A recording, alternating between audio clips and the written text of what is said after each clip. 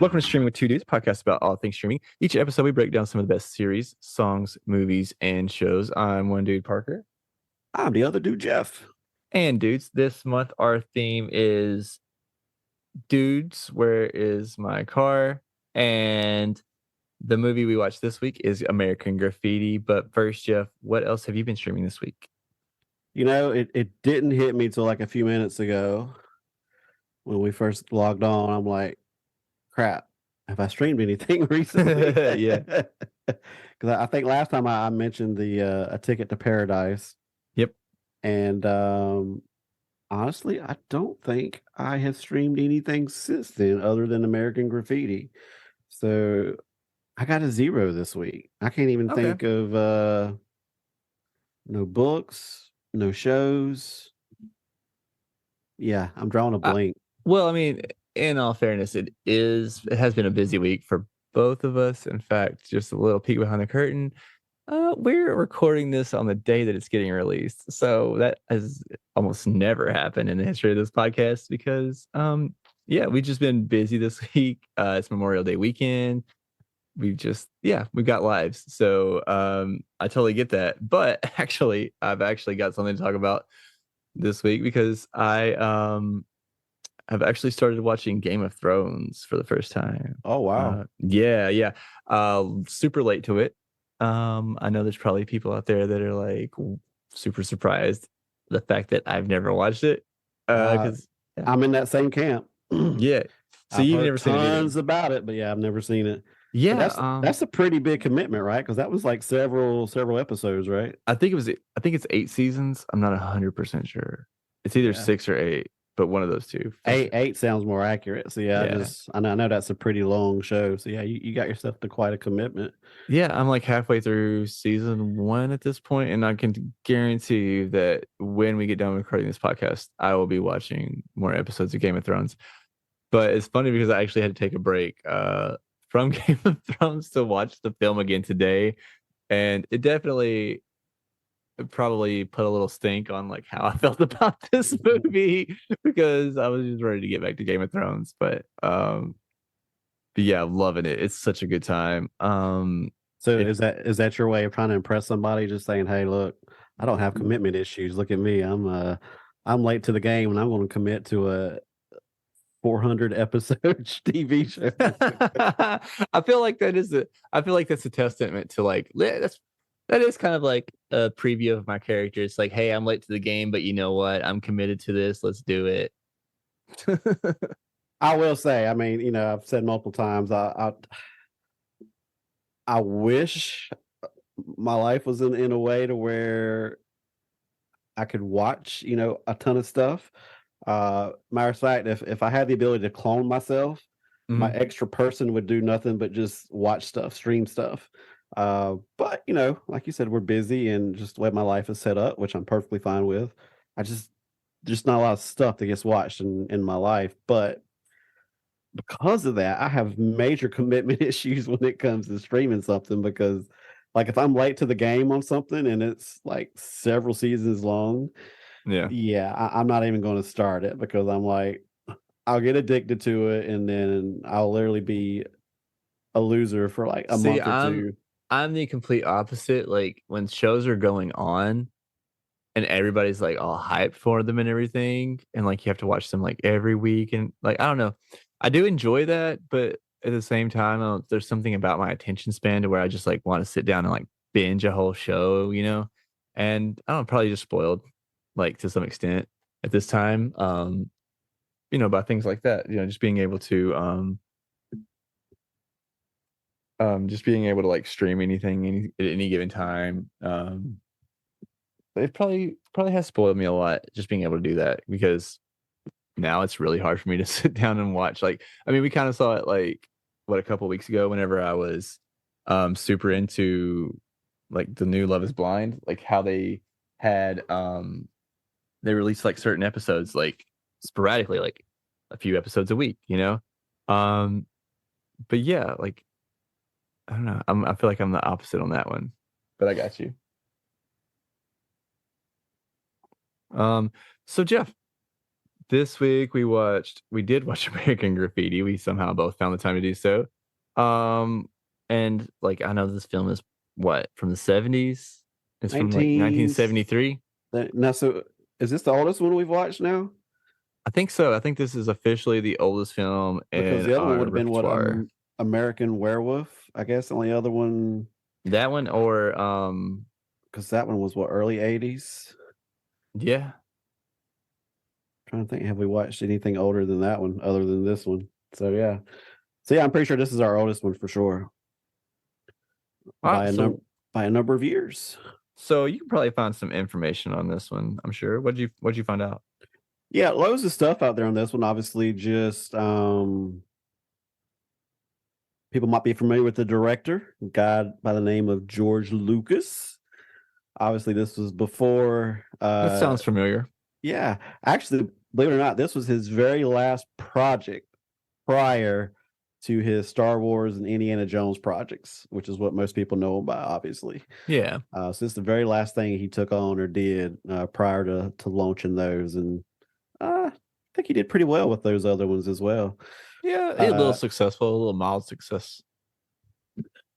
But yeah, this is a weird one because you could kind of say it has an all-star cast. However, none of them were all-stars at the time. So they were more or less no names to an extent. Richard Dreyfuss, which of course, outstanding career, but Yeah. wasn't known. He played the role of Kurt. Now Ron Howard was known, but not necessarily as an adult actor. Yeah. He was mainly known from playing, Opie from Andy Griffith, and then later on Happy Days. But and that was one of the reasons he took the role, because he was wanting to, as people know, you can get, typecasted really bad in Hollywood. So he was trying to break out of the mold of, the career as a child actor.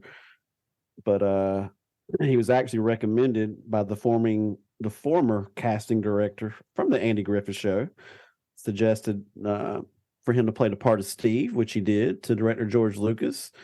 And it's funny because the association with Lucas did not end here. He ended up directing a movie called Willow, 1988, which was written and produced by Lucas.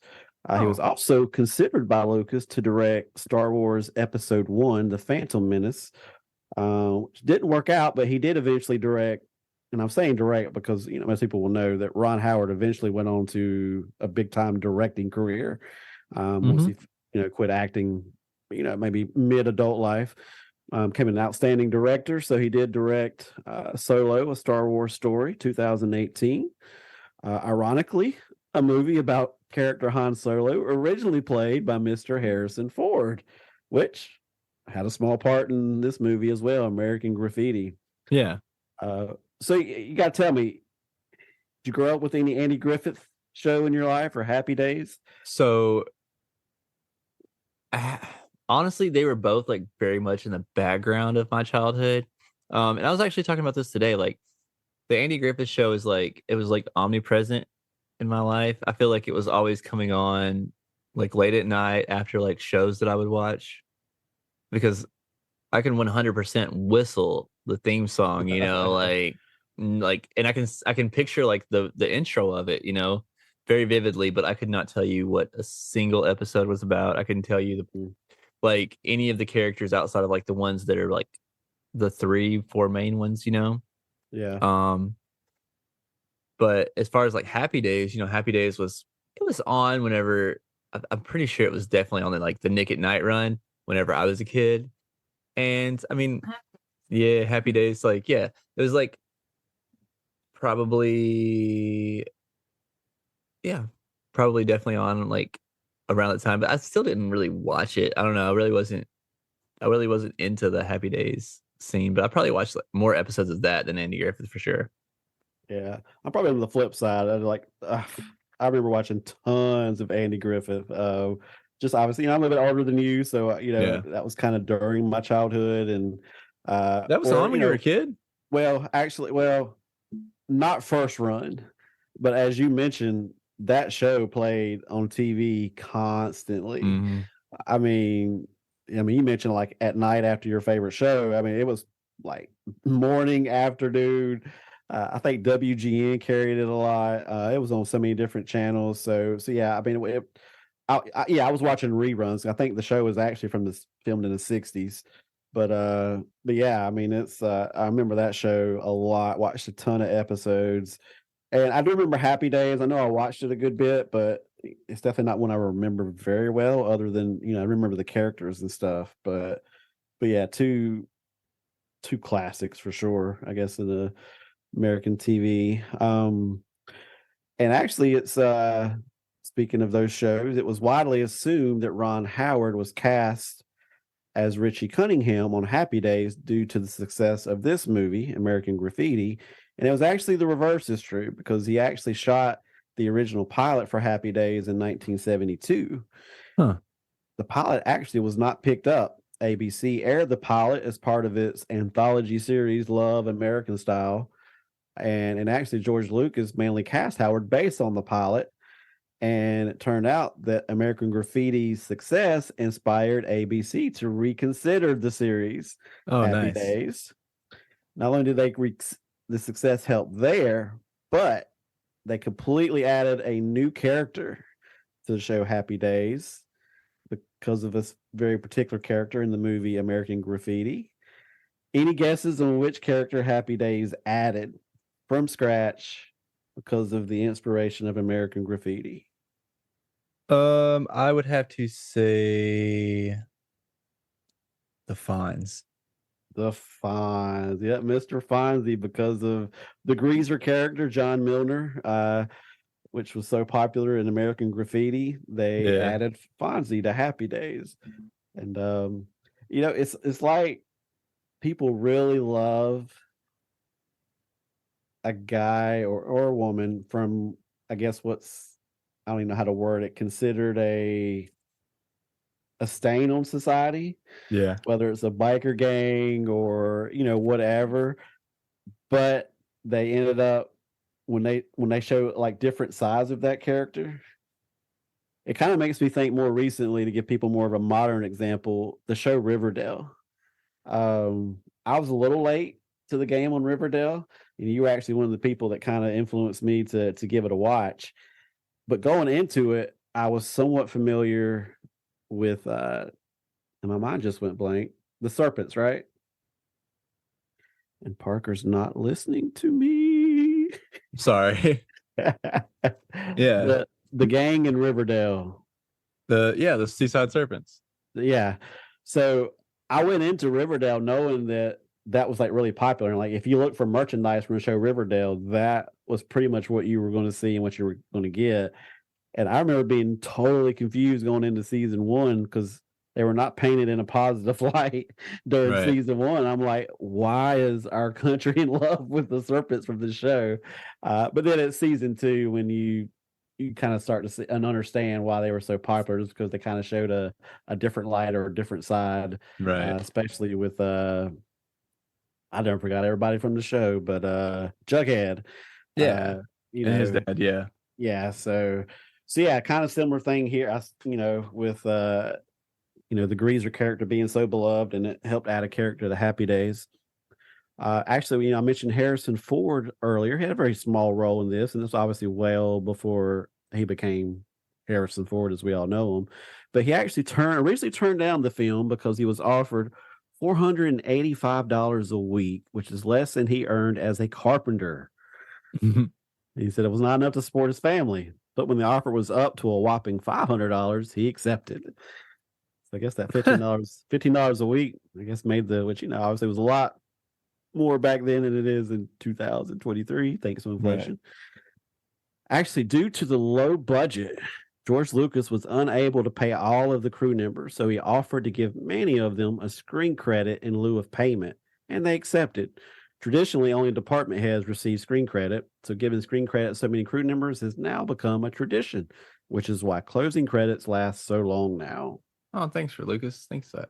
Yeah, this little tidbit.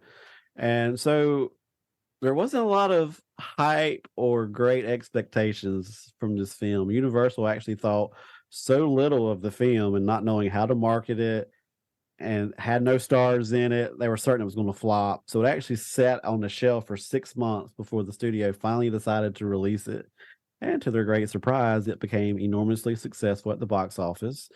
It originally only had a budget of about 600,000, but they did add an additional 175,000 once producer Francis Ford Coppola signed on. Coppola. I'm glad you knew that. Yeah. Well, since you knew how to pronounce it so well, why was he such a big hit for this movie? He's done a couple of films, most notably The Godfather. The Godfather, 1972. So they upped the budget knowing that they could advertise the film as From the Man Who Gave You the Godfather. Yep. Obviously a wise investment. So that brought the budget to about $750,000 and an eventual box office gross of over $115 million. Ooh. This is considered one of the most profitable movies ever made. Wow, I would say so. And actually, the film was actually briefly considered to be just released as a TV movie. Again, because of the lack of stars, unconventional story structure, they didn't think it was very marketable. So there was a lot of things working against this movie before it even got released. And so it's definitely a good underdog story in that regards. Now, a couple of interesting things about actual scenes in the movie. And I think you'll like a couple of these. So at the very beginning, when Charles Martin Smith pulls up on the Vespa in the beginning, he crashes into the building. Mm-hmm. That was so not scripted, not even close. I could see that. He genuinely lost control of the bike, and Lucas kept the cameras rolling. And luckily, the actor stayed in character. So he kept it. So he kept it just like he did in the, love that. So now a big portion of the movie, you hear a DJ named Wolfman Jack. George Lucas was just a huge fan. He wanted to be sure that he was featured, in this movie. And in his gratitude for his performance, he gave Wolfman Jack a fraction of a percentage point of net profits. Obviously, since the movie did well, this was enough money for Wolfman to live comfortably for the rest of his life. That's awesome. Now, he obviously did normal DJ work, and he was well known in that regard. So it's not like he was just some guy off the street that never had to get a job. But it worked out well that he got a little part of the movie. That's pretty cool. You'll probably remember the scene when John Milner, played by Paul Lamont, and Carol, the young girl that was riding with them for a good chunk of the movie, played by Mackenzie Phillips, they're sitting at that red light, and a car full of girls pulls up next to them. Yeah. And one of the girls throws a water balloon through the window and hits Carol. Yeah. That was a total goof up. Really? It was supposed to hit the window and just get her wet. And then she was supposed to be like really angry. However, didn't go as planned. It just hit her square in the face, and she couldn't refrain from laughing. And it's funny because I thought that was a little odd when it happened, because I'm like, I just assumed she would have got angry. Yeah. And that was the plan all along, but because it was unexpected, that wasn't part of the script. She laughed. They kept it, and there was a lot of parts in this movie where he just kind of rolled with it and just like, yeah, we'll go with that. Now here's one you might like. There's a rumor, and all rumors on the internet are true, so take it, that while George Lucas and a coworker were editing the film, the coworker asked Lucas for Real 2 Dialogue 2, which abbreviated to R2D2. Yeah. Obviously, which most people might have known in a later movie by George Lucas. So might have been the birth of one of the most well-known characters in the Star Wars franchise. Just a minor character. Yeah. Lastly, American Graffiti is considered one of the best movies ever made. It's on a lot of top 100 lists. However, the sequel More American Graffiti is considered one of the worst sequels ever made. So that's all I got. All right. There was a lot more, but man, I'm like, we don't need a 2-3 hour episode again. So I I cut a appreciate lot that. out. So yeah, but yeah, plenty of good juicy information. So I encourage everybody to go do some research. There's a lot of good stuff on this one. That's pretty cool. Thank you so much for that. That was really interesting, and I knew almost little of that. What's funny though is that I actually knew that Harrison Ford was in this. I knew that this was like his first film, et cetera, like how him and Lucas became to know each other and everything. So like I knew that, but like coming into it, like I was still surprised to like see him in the car. Like I didn't realize it was him at first, I guess is what I'm saying, because he was so young that Oh I was just yeah, like, oh wow. But yeah. yeah. Actually, I did the research on this one before I watched it. Hmm. So yeah, I knew Harrison Ford because I kept a couple of little tidbits about him, and then when I watched the movie and I was like, wait a second, I thought Harrison Ford was in this one. Like you said, he was so young, I didn't even recognize him. Right. Because I figured it's like, oh, okay, Harrison Ford's in here. I figured I would just know it when I saw it, and I had to go back and find out which character he was. I was like, oh, he was the really Yeah. cocky, new guy in town wanting to challenge John Milner to a race, and totally did not pick up on that was him. But so yeah, that was pretty wild. Yeah, that's pretty cool. Um, all right. Anything else? I do got something else. Okay. Dude, good luck recapping this. Man, This is I was about to say, probably one of the tougher movies we've done that a recap's going to be extremely difficult. Actually, I actually left this one out. His original plan was to go through like a certain flow. Like, there's basically a story line following 3 or 4 different characters. So it was going to be character 1, 2, 3, and 4, like A, B, C, D, and then A, B, C, D, A, B, C, D. It was mhm, supposed to flow like that, which probably made it a little bit easier, but it ended up being 3.5 hours long, and he had to cut so many scenes out that he couldn't keep that flow or that format that he wanted to because of having to cut so yeah, many scenes to get it down to 2 hours. He did end up using that same format. I don't remember the movie, but he used it for a movie in the future where he did use that. Maybe it was the sequel. yeah, Uh, and probably why he never used that format again, if that's considered the worst sequel ever made. that's funny. So yeah, good luck recapping this one. Yeah, this is gonna be super hard to recap, just based on like the way it's done. Um, and like honestly, like even like learning their names was like a task in itself. Um, so like, yeah, for those of you that have never watched this, listened to this podcast before, the way we recap this film is a guy, me, um, with ADHD, tries to recap this movie completely from memory. And then Jeff, who is going to listen to me, he is going to grade me on a scale from A to F. A being you watched the movie, you didn't miss a thing, all the way to an F being I'm pretty sure that you watched a totally different movie. First things first, I'm going to look at the names because I can barely remember the names, but other than that, that's the only thing I'm going to go off of. So we got Kurt, we got John, and we've got Terry and Steve. Um, Steve and Kurt, they are getting first off, it's the very end of their summer break.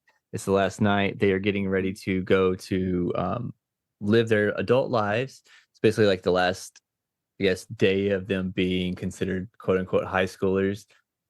Steve and Kurt, they are about to move away. So they're trying to enjoy their life there. And that's pretty much how it's going to start from here on. I'm just going to do like I've done with other movies like this, where it's kind of like a cast.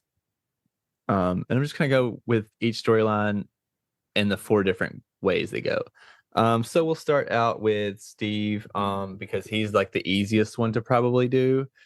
He's got his girlfriend. They've been, they're like high school lovers, and so like he's about to go move away. So he kind of suggests to her that they should probably see other people while they are away and apart, just to strengthen their relationship, and she does not like this, so she's pretty much combating with this the whole movie while he's kind of, in his good mood. And then she basically they basically go to like make out, and she's been frustrated with him this whole time. She turns him down and kind of just lays him on the side of the road. And that's when he realizes that, he really cares about her. So they wind up reconciling at the very end and stay together. So then we got Kurt. So Kurt is do you think some of Steve's tactics aged well? no, not at all. Most of this movie did not age well Yeah. whatsoever. I mean, it's just like, dude, you're wanting to start off the night telling her you want to see other people and then do all that stuff afterwards. I don't think Right. it works that way. Right, dude was brazen. And then when he's wanting to get physical with her, what was it he said? Don't you want this to remember me by? Or I mean, it was just something like, oh my gosh. Right. Right. And she's like, "That's all you think of me?" And then just like, yeah. So then we got Kurt. He's kind of, I feel like he's kind of having like a trouble like leaving high school. He's wanting to go to this high school dance and kind of roam the halls and see things and just kind of remember them.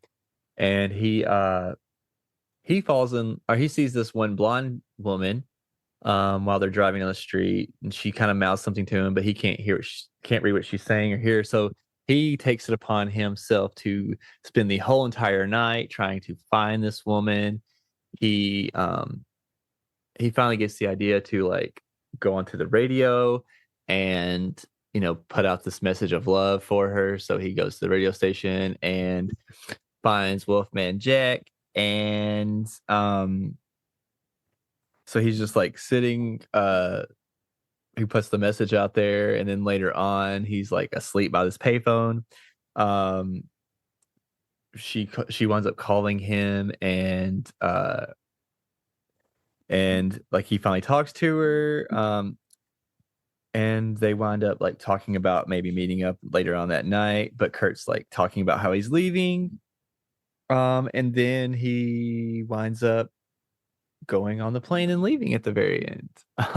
And then we also have let's see who else we have here.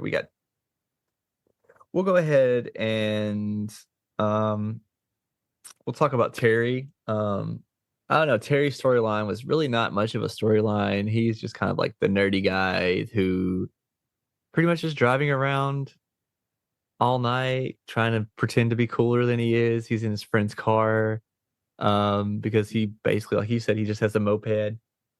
He thinks he's hot shit because he's getting to drive around his friend's car all night. And I think he's going to have him like for the rest of the school year, right? Is that part of the agreement? And then because Steve's supposed to go off to college, so he just exactly supposed to, like watch the car, take care of it for him. Yeah, which is crazy to think about that happened back then. Yeah. And then we have our boy John. He has this hot rod and he loves to race, and he decides he's gonna go like cruising around all night. So he's trying to find somebody. He accidentally picks up this 12-year-old girl named Carol. They're driving around all night, and he's kind of trying to get rid of her, but she's not having it. She's just sticking with him. And they get into like some shenanigans here and there. And eventually he drops her off, and then he meets up with Harrison Ford's character, and they finally decide, who's been antagonizing him the whole night. They finally get into a race, and by this time, Steve's girlfriend has gotten in the car with Harrison Ford's character, and she's been riding around with him, and so they decide to race, and Harrison Ford's character wrecks his car, catches on fire, and they go and they save her and him from the car, and without a scratch, I might add. Without a scratch. Exactly. And then Um. Oh, and then Steve goes up to her and tells her that he's never going to leave her, and they stay together. And then we get an epilogue talking about how John was like killed pretty much a few years later in a drunk driving accident. Terry's been reported missing, and then Steve's like an insurance agent, and Kurt is a writer. The end. Nice, nice. That was a tough one. So, down here, most of the schools are out. So I'm going to dismiss you for summer break with a good solid A. Woo. Thank you. I appreciate that. I appreciate that. Jeff, what did you think of this movie? We've got a lot of a lot of people really praise this movie, but what did you think of it? All right. So what's our rating scale this week? We will do it out of 5 cans of shaving cream. All right. So Parker. I didn't like this movie. Okay. I just didn't like it. I'm just, and it's funny because, like I said, you gave a really good recap, and I'm trying to picture somebody that hasn't watched the movie and they're listening to your recap, which you covered really well. And I imagine them thinking, huh? What? That's a movie? Yeah. I just didn't get it. I didn't find it that entertaining outside of the fact that I loved the music. The music Yeah. was great. And I love seeing those times played out. I would Mhm. love to been able to experience living during those times, the classic drive-in and the cars. And so I enjoyed all of that. Yeah. As far as the actual movie, I just didn't get it. It's like when the movie ended, I'm like, what was the purpose of all that? And I guess I just have to write it off as, you mentioned it didn't age well. So maybe had I watched this movie in 1973 and I was a high schooler, or even a young adult, maybe I would have loved it. Just, Yeah. obviously you wouldn't have had movies to compare it to from 73 to 2023. Yeah. So it just didn't do a lot for me. So I wish I would have had the time, because a lot of times I like to read a lot of like positive and negative reviews on every movie we cover. Fortunately, I didn't Yeah. get a chance to do that. So I would love to know especially all the positive reviews, because like I said, this movie is considered, it's held in high esteem. It's on a number of different lists. 200 movies you should definitely see before you die, and it's Yeah. it's so I just didn't get it. So I guess even out of respect, I'm still gonna give it 2.5 cans of shaving cream. It is a classic. Like I said, I did enjoy certain aspects of it. I I don't know. It's just maybe it's one of those, as I've said before in the past, that if I watched it a second time, I would enjoy it or appreciate it more. Yeah. But as far I only got to watch this one once. So, but as far as my one and only watch, it just didn't do a lot for me. So I'm very interested to hear your take on it. All right. So I'm actually going to copy just about everything that you said. I was really hoping that you would maybe give me a little bit more insight since this was a little bit closer to your time. No offense. But yeah, I'm the same way, man. I don't know. Like when it comes to like car movies, I feel like I could watch a better car movie. When it comes to like coming of age movies, I feel like I could watch better coming of age movies. If it was a better if I was watching like a what's it called? Like a movie where it's like all takes place in one night. I feel like I could come up with find a better one than that. I feel like yeah, I feel like pretty much the same way you do. I like seeing the cars. I liked hearing the music, but yeah, did not really care for the movie. And I don't know if you I mean, I watched this on Netflix. I'm assuming that everybody else did too, but like the sound mixing was like even horrible in it. And like I could barely even hear what they were saying sometimes because like the sound effects or the music was playing so loud. And Normally, I mean, like I can hear everything just fine on the same TV that I watch everything else on, so I don't get it. But I'm gonna give it two, man. Two cans of shaving cream. Yeah. Yeah, I don't know if it's like I said, if it was just a time frame, if based on the movies that were made up to that point, was it just different? Um, there obviously had to be something appealing at the time Right.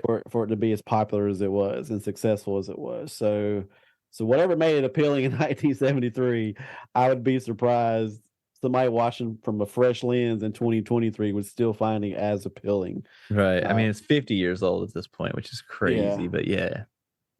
But that's just us. There could be Yeah. other people that like, oh man, y'all don't know what you're talking about. And you might be right because Yeah. we just do Yeah. this for fun and we have a right to our opinion. But so yeah, I'm kind of glad we agree because I was excited about this movie just because I'd I never was seen too. it, and I'd always heard about it, and I didn't know a lot about it, didn't even really know who was in it. Uh, I didn't necessarily have high expectations because of knowing this film had been successful, but I was at least excited about it. Yeah. And man, it I was definitely disappointed. It's just like what what part of any of those storylines would anybody find interesting? Yeah. I just didn't find the characters that interesting. I didn't find any of the story, the plots that interesting. I just was struggling to find something I could really latch on to. Yeah, I But, agree. I agree. I was but the same way. Like it was just pretty, I don't know, pretty freaking boring the whole time, honestly. And I'm really surprised that I was able to retain so much of it because, yeah, it was really hard to follow because there really wasn't a whole lot going on. It was just a whole bunch of like, it was like a collection of scenes more than it was like a plot. yeah, which I think I read that he wanted or chose to do it more like in a documentary style. So Mhm. maybe that's why it didn't feel like so much a movie as it did something else, whatever you want Okay. to call it, whatever it was. Yeah. But so having both of us said all that, what's going to be your dude or dud of the week? Honestly, I think, honestly, I think my dud of the week is going to be Steve. Yeah, he had a great woman.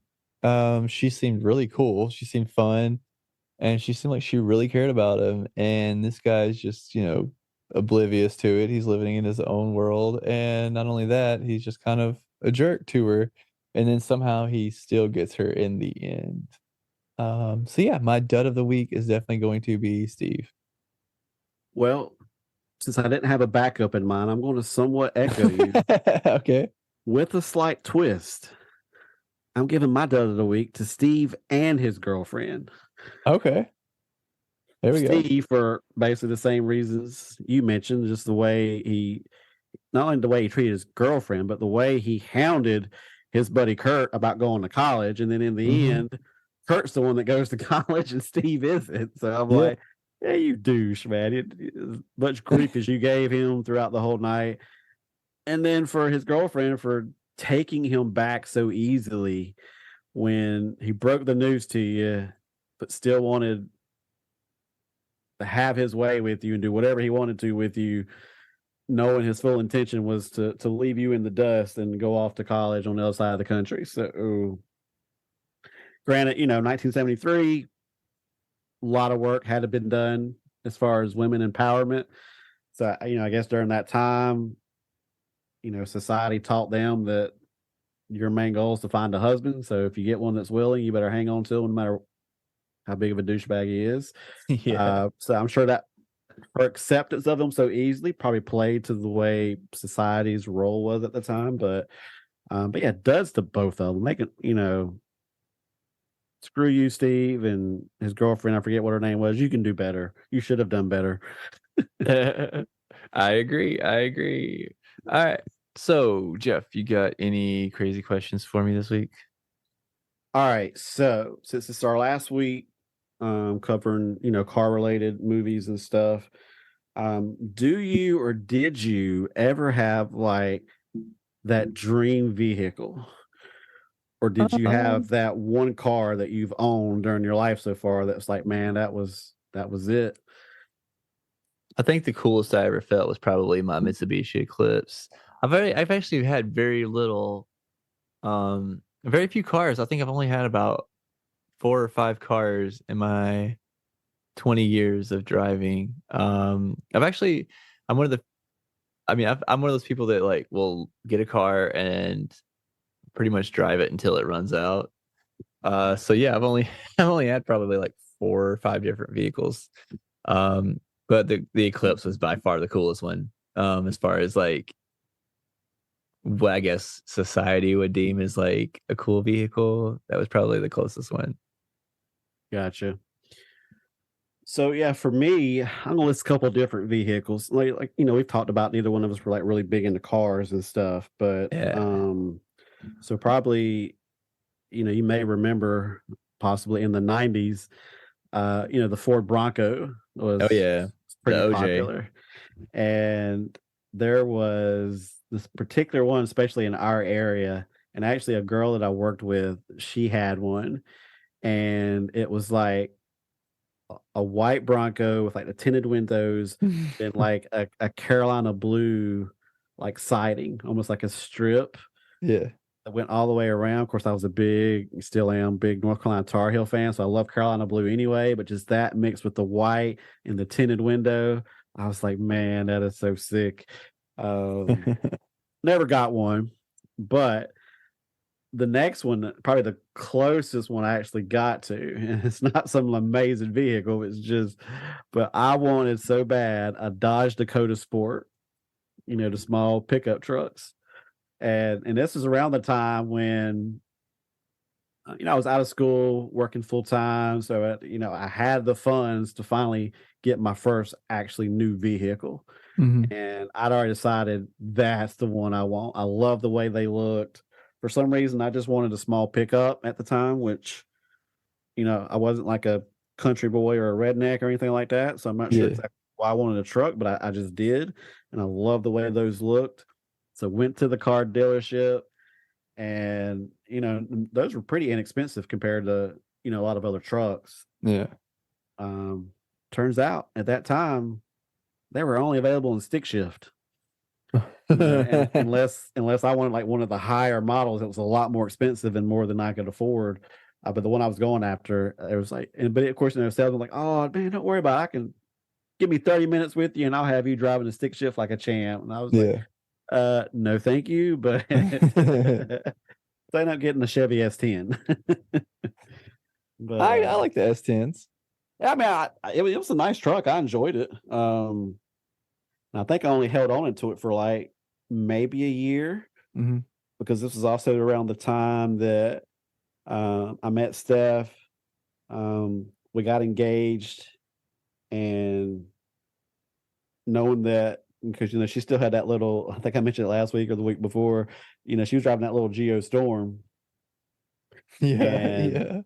so, by the time we're getting married, Will's 4, and the S10 I had was just a regular cab, so there was no 3 people riding around, or a small kid riding safely in it. So I traded it in for like a 4-door, I think it was like a Chevy Cavalier or something, cheesy like that. But Yeah. but yeah, I enjoyed that S10 for Cool. the time I had it. Yeah, I like those back in the day. It's kind of reminds me. It was close to like me having a Ford Ranger. I like my Ford Ranger. Oh yeah, those were nice too. Yeah. All right. Well, Jeff, well, I guess everybody else first. Next month, since we've already done basketball films, since it's coming up on the summer, we decided we are going to do for the month of June, we will be doing baseball films. So next week is my pick, and we will be watching A League of Their Own, which is streaming on Netflix. I'm sure, Jeff, I am sure that pretty much everybody has seen this one at some point in their life. And if you haven't, I don't know. But I definitely watched this a lot growing up. What about you? Oh yeah, I've definitely seen it. Um, at least 2 or 3 times. But Okay. yeah, definitely a classic. Are you a big Gina Davis fan? Yeah, I mean, she was awesome back in the day. She kind of hit that, I don't know what age, but she just kind of fell off the map. there for a while. But I mean, Yeah. obviously, you had what Madonna, Rosie O'Donnell, of Mm-hmm. course, Tom Hanks. So yeah, had a bunch of big hitters. No pun intended. Actually, Yeah. plenty of pun intended. But Yeah. Don't forget about Lori Petty. Love Lori Petty. oh yeah, Um, yeah, yeah. I forgot about her. yeah. So yeah, I'm excited for this. So yeah, if you want to watch this with us, we are watching A League of Their Own with and on Netflix. You can watch that with us next week. Jeff, you got anything else before we get out of here? Well, we're recording this over Memorial Day weekend. Hope everybody just enjoys their weekend and just truly appreciate what we get to enjoy in this country due to the sacrifices of many others, and just be safe out there. Just do something cool and different. What about you, Swaggy Uh, P? No, that's it, man. I just agree. If you're hearing this on Memorial Day weekend, we hope you had a fun weekend. We hope you're keeping it safe. As you prepare for your summer adventures, please also do the same. Make sure that you are prepared. You're wearing sunblock, staying safe. Don't drink and drive. And buzz driving is drunk driving. And click it or ticket. Um, yeah. Jeff, anything else before we get out of here? That's it for me. All right. Well, guys, thank you so much. Thank you, Jeff, for doing this with me every week. And thank you, listeners, for listening. If this is your first time, please remember to rate, review, and subscribe. That really does help out these two dudes. If you would like to do so financially, you can help us out by clicking the link in our show notes to our Patreon and subscribing there. And if you want to throw us a few bucks, you can always email us at streamingwith2dudes@gmail.com. You can also send your questions, comments, thoughts, ideas there as well. Yeah. Thanks again. And remember, don't be stupid, experience life, have some fun. Anyways, good luck. Peace out.